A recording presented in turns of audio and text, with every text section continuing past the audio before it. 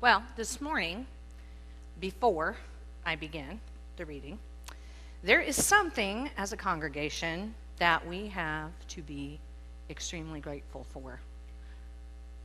This is the anniversary of that something. We have had our head pastor for one entire year.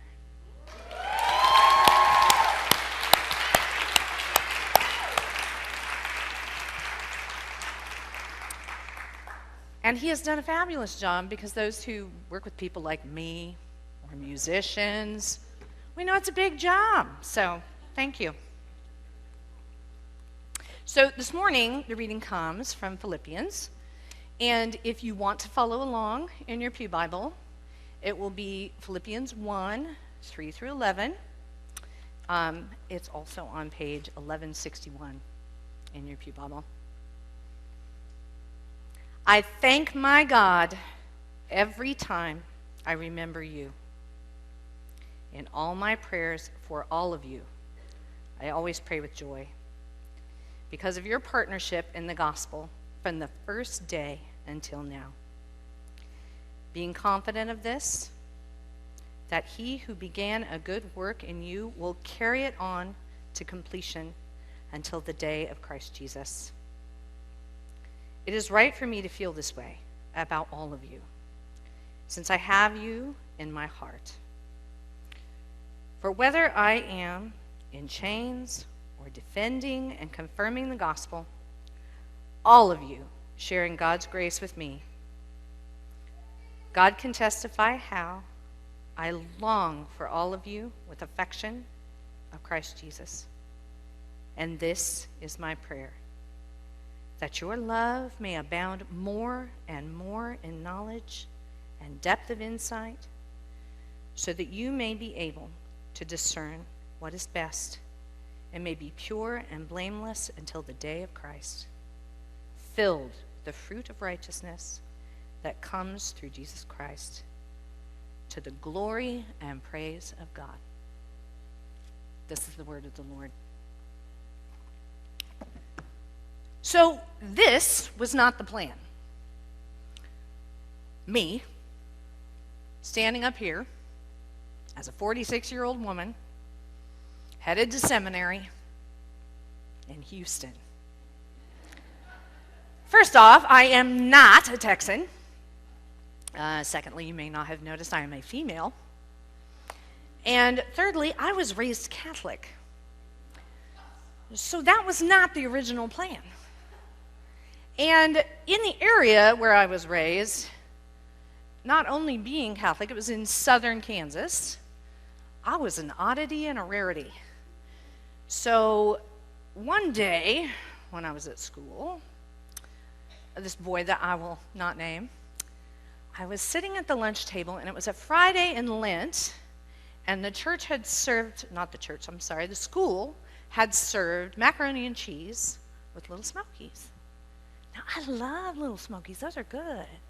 And so I was in second grade, and so I ate my lunch, and I forgot, and I ate the Little Smokies, and he grabbed a hold of the edge of the table, and he said, "They are going to have to take you to church and pray the weenies out of you."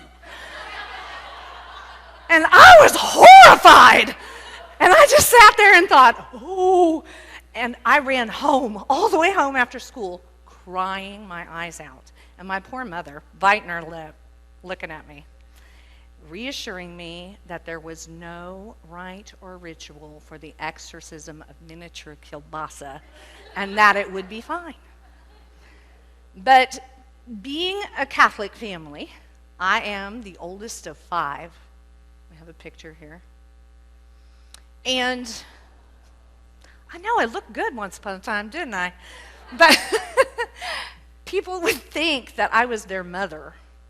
And those are my siblings. And I'm all of 17 years old there. And people always think I'm somebody's mother. There was a woman in Trader Joe's who berated me one day because my children were behaving so horribly in the aisle. And I looked at her and I said, "I don't have any children, and I came alone." So everyone has always, assumed that I'm somebody's mom.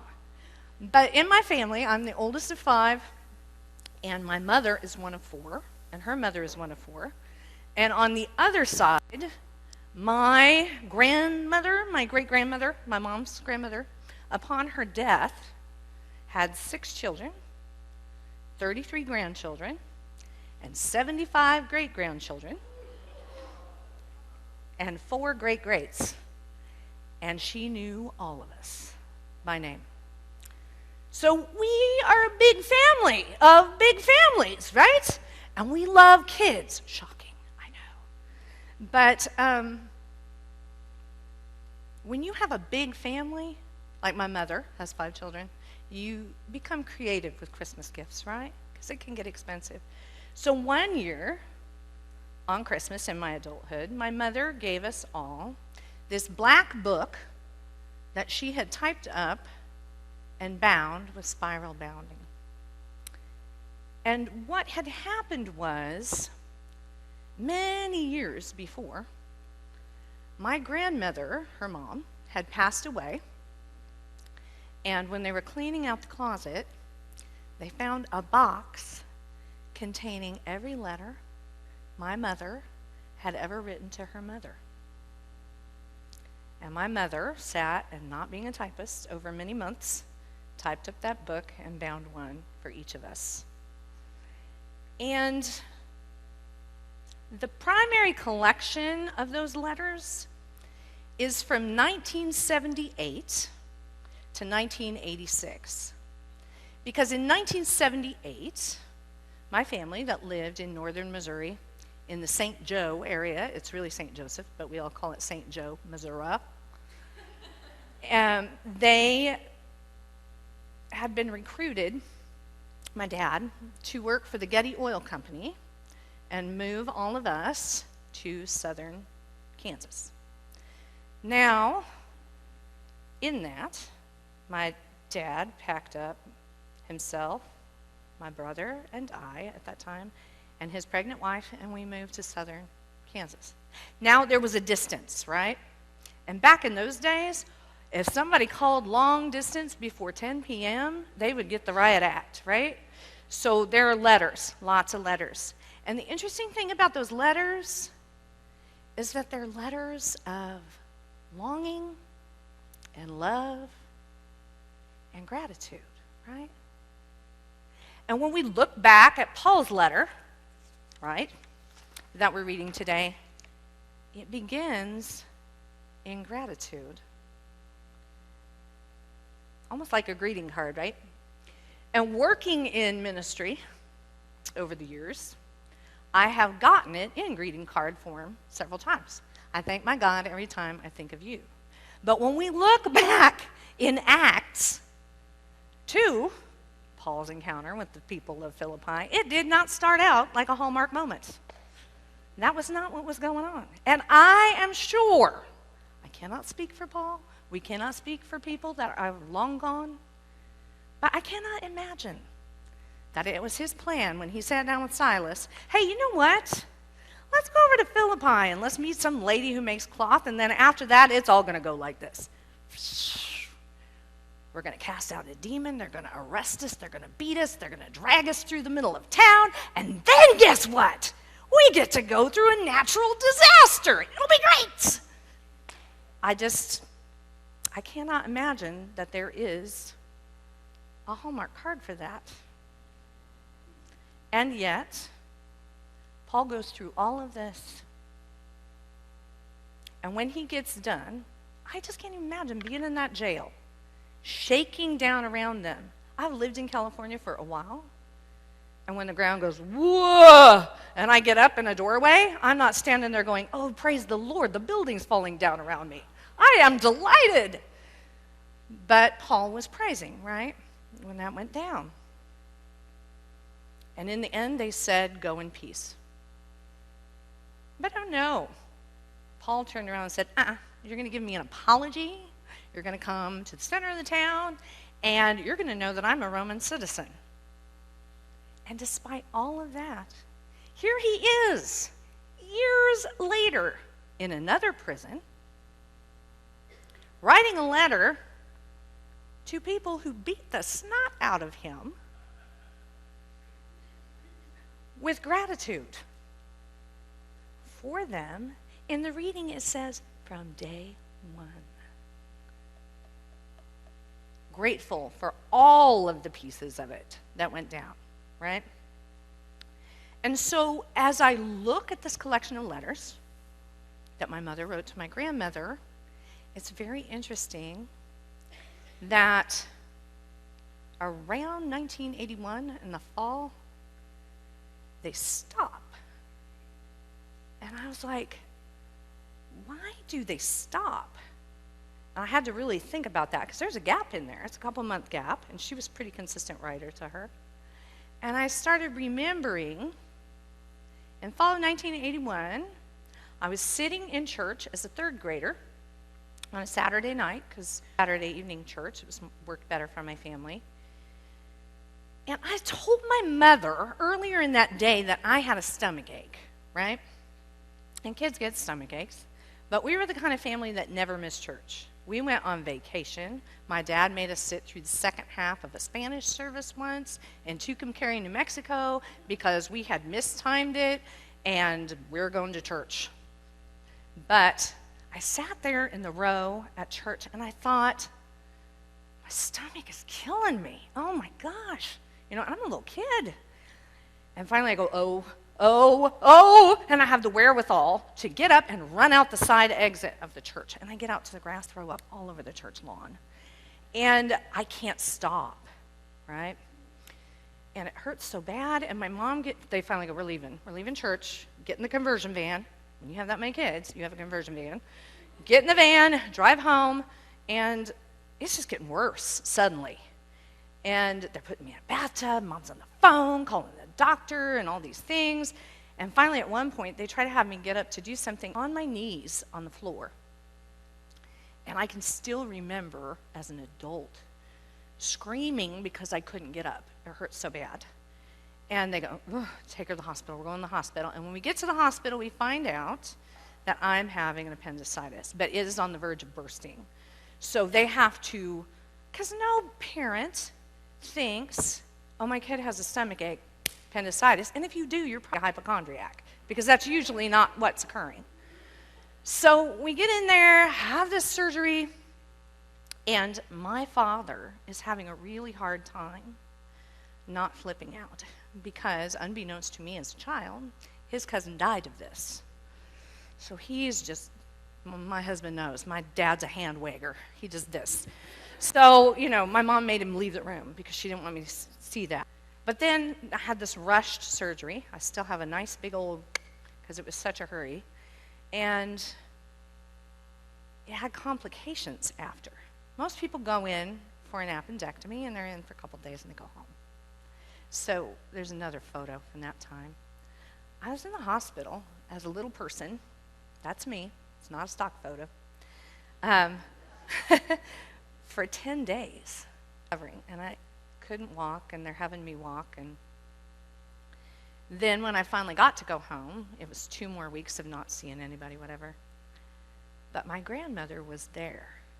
They dropped everything and came from Missouri. My parents had 4 children, and they came, and they took care of those kids, right?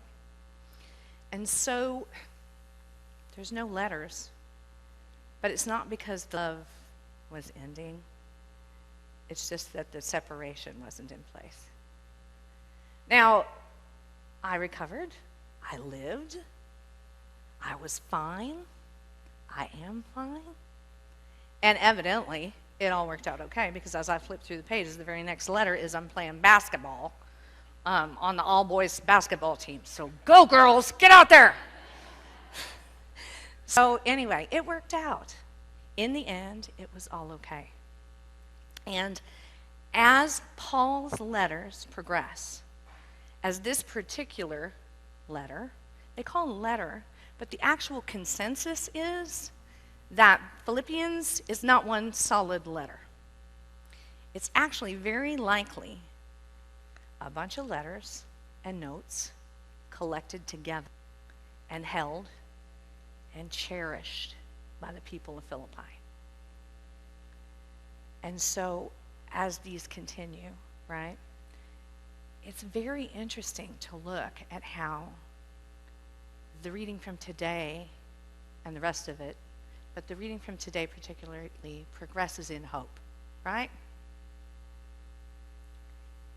That he has confidence that what was begun as this not so great thing was not going to wind up being for naught, right? The funny thing you have to remember is between his visit to Philippi, right? Let's pretend we have a timeline. Oh, I better do it this way, right, for you all. So, Paul's visit to Philippi in Acts. Then we have all these other things that happened to Paul, including shipwrecks and all of these things that don't look so great. And here he is sitting in another jail. But he is fully confident that what was begun here will have a reason and a purpose down the line, right? Now, as I go back to my mother's box of letters, I find that as they progress, there's another stopping point along the way. And it is in 1986, the letters slow down. And sometimes when life isn't so great, right, we don't write to people as much. Now, in 1985, there is a letter from my mother to my grandmother saying that after the Texaco merger, they have made an announcement to people who work at the refinery that they're going to keep the refinery open. So she's relaxed a little bit that this isn't going to close. Now, the thing to know that I, as my little junior high self, was not aware of when the world was swirling around me, that the Texaco-Getty merger has been called probably, say, one of the most, but then I found another source that said probably the most contentious, ugly, messy, suing each other all over the map takeovers in Wall Street history.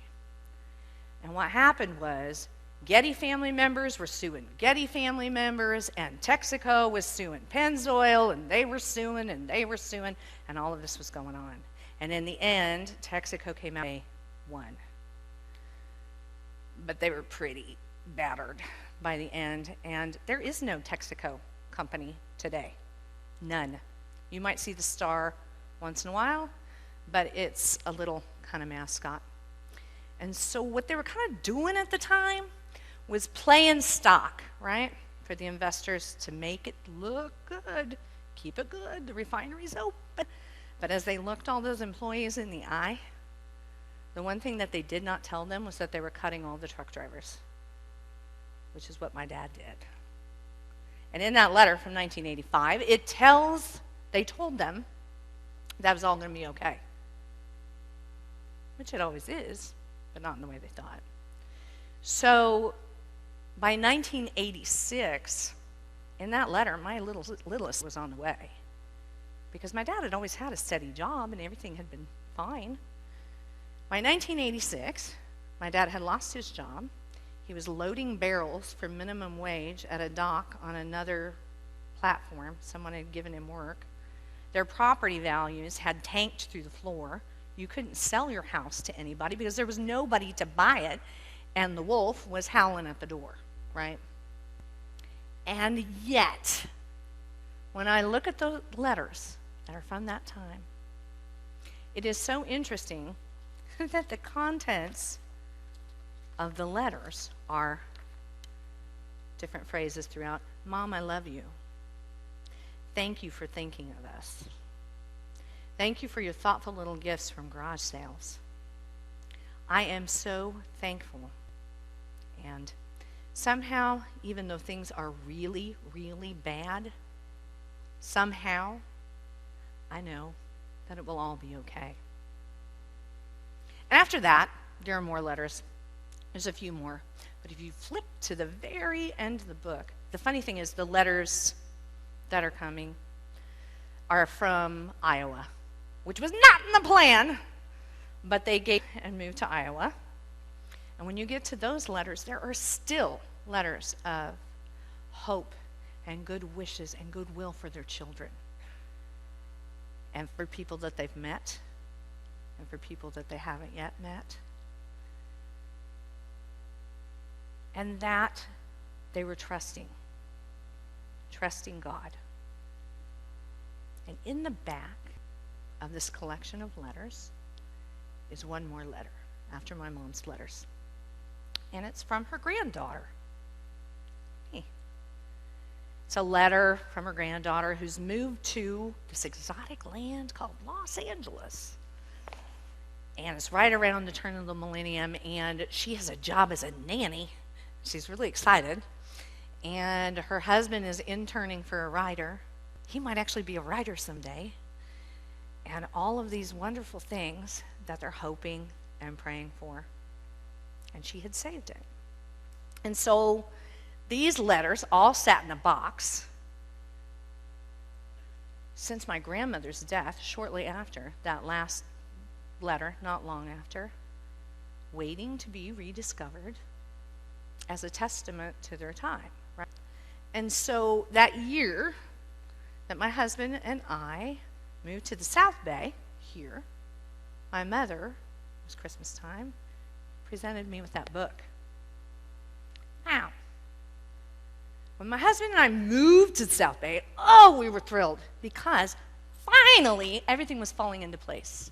Finally, right? We were going to move in. I was never going to work in ministry again. And we were going to have a home, and we were going to start a family, and all of these things. That was the plan.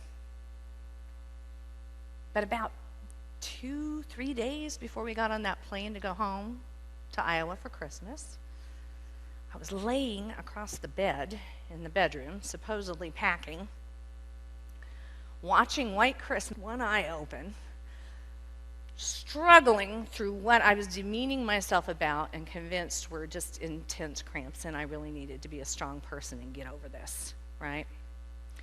And my husband had it. He came in the bedroom and he said, "If this does not stop in 1 hour, we are going to the emergency room." And I go, "I'm not going to the emergency room." And he goes, "Okay, then if this does not stop in 1 hour, I'm calling an ambulance." And I was like, "God, please, please." So it did subside.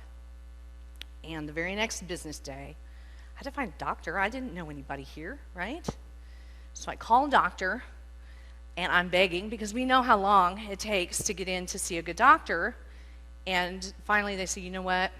We'll do our best. We can get you in 2 weeks." And I was like, "Okay, I can just hold on for 2 weeks," right? And I get on the plane. My mother gives me the books. I get home, and I've not been with child since we've moved here, and I'm starting to miss kids. So I go to lunch at Corner Bakery over here to find out about volunteering with children at St. Andrew's Presbyterian Church. And I sit there in the booth, and I have never had this happen in my entire life. I burst into sweat like that. I cannot. If there's such a thing as violent sweat, that's what it was. Because I'm like sweating through my clothes and my hair. I mean, just embarrassingly so. And I start picking up napkins. I'm like wiping myself, toweling off at the table. And I thought, this lady is never going to let me anywhere near the kids. I look like a crazy person. So I get out of there, and I'm just apologizing the whole time, And I thought, I have to have diabetes. My dad has diabetes. This has to be what it is. I'm like, I didn't even eat that much sugar. I was just trying to figure out. And we'd noticed I was getting extremely winded. I climbed stairs to go up to our apartment there, and maybe there's 13 of them. I'd be like, by the time I got to the top, and I thought, maybe it's my heart. You just start thinking through all these things. Finally get into the doctor, and it is not my heart. It's not my lungs. It's not any of these things, but we're not quite sure what it is. So we schedule all of these appointments. And the woman who is in my building, she was one of the only people that I knew in the South Bay. She's about 90 years old at the time. Asked me if I could find time to just sit with her on the deck and enjoy the sunshine and drink some tea and just talk with her one day. So I sat with her, and she told me she was dying. And she wanted me to know that she really only had a couple weeks or days, maybe. The cancer had progressed that far. She didn't want everybody to know.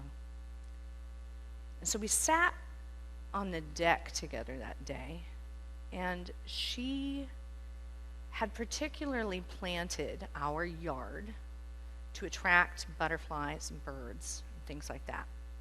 And so we sat there, and we watched butterflies and birds floating in and out, and we talked death, talked about God, and she wondered what it would be like. And then she asked me about me, because she didn't think I looked well since I had moved in. And so I told her what was going on. And this dying woman takes my hand and tells me, whatever it is, it is. And whatever God has in store for us, it will be okay. And when you go back to Paul's letters, and this one, as it progresses, whatever it is, it is. And it'll be okay. It doesn't say it's going to be for our glory. It doesn't say it's going to be in our plan. But it definitely says it will be the fulfillment of what God started, right? So as I left that deck with her, she said, "Can I ask you something? Whenever you see a butterfly, will you remember this conversation and your time with me on the deck today? And think about me and know that whatever it is, and it will be okay, because that is the kind of God God is." So in the coming weeks, I saw tons of butterflies. I saw them at her home. I saw them at women's retreat. It was my first year. The speaker talked about butterflies, of all things. And on the day of my surgery, we finally just had to schedule a surgery. And we didn't know. There had to be some exploratory stuff to it, right? That I was just roasting. When hormones take their own path, once your whole body starts going awry, you are just an oven. And so they had cranked that air conditioning up in the room for my personal comfort. And she comes in like this, my doctor, and she goes, "I'm so sorry, you're going to have to forgive the casual sweatshirt." And she just threw on this gray sweatshirt. And she talked to us about the things that were going to happen, and prepared my husband and told him he was going to be in recovery with me, and all these things that they would try to keep other family out so that he and I could have our personal moments together while things are going on. And she turns to go. And on the back of that sweatshirt is the perfect phrase and the perfect illustration to go along with it. Float like a butterfly, sting like a bee. And my husband and I cried, as we knew whatever was coming was the fulfillment of what was started, and it would not be for naught. God would use it. Whatever it is, it had a reason for being. And when I woke up, my husband stroked my arm and let me know that there wouldn't be any children, that they had to take everything. Because this sweet little girl that lived, they were in such a hurry to save her that they likely stabbed something inside just trying to save her. And I had been bleeding internally for all this time. And nobody says, "Oh, I'm so tired today, I bet I'm bleeding internally." You know, you just don't.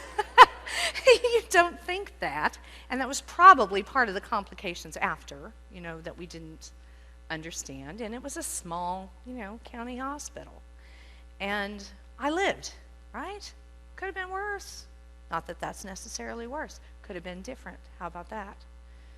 So my body had been trying to compensate for a long time.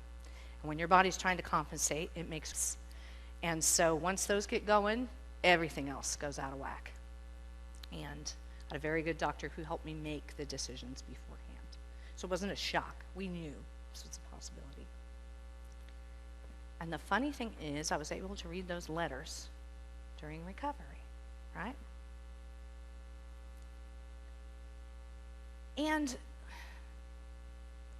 this was the plan, right? Me standing right here in front of all of you, getting ready to go be a minister. But I cannot imagine that day that Saul of Tarsus mounted up to go off riding down the road. He thought, I know. I will go out and I will face national disasters and I will face natural disasters and I will be beaten and I will go to jail and I will write all of these letters that survive for centuries and speak to people that are fulfilling this thing that I said was started. You, all of you right here, are the ones that are fulfilled was started, and it is not for naught. It may not have been the plan, but it was the plan. And on that last lunch with my very best friend in Los Angeles, my dearest Brenda, she asked me if I would go to an art museum with her and have lunch. And she picked the Getty. And so I kind of laughed to myself thinking, here I am at the Getty. The irony is not lost on me, God. Looking out over the whole city, right? And I could see that first place we moved into in Los Feliz. And I could see that commute to that Nana. And I could see all the way to the South Bay where my life had been saved. And I met all of you. And everything fell into place, right? And I am so happy that I did not get my way, because I was eating lunch with another friend. I like lunch. You'll notice that. And she pointed out to me that had I had my family when I wanted to, the way I wanted to, I would not have had, and she computed it up, the thousands, literal thousands, several thousand children that I have the privilege of having over these years in ministry. When I think of our children, and yes, they are our children at this church that specifically drew me back to ministry, I thank my God. When I remember those kids, I thank my God. And when I look out at all of your faces, all of you, for the love and support clear to the back of the balcony, I see you. And encouragement, I thank my God, the good, the bad, the ugly of it all. And when I leave here and I remember you, just as Paul did, I will thank my God. Thank you all.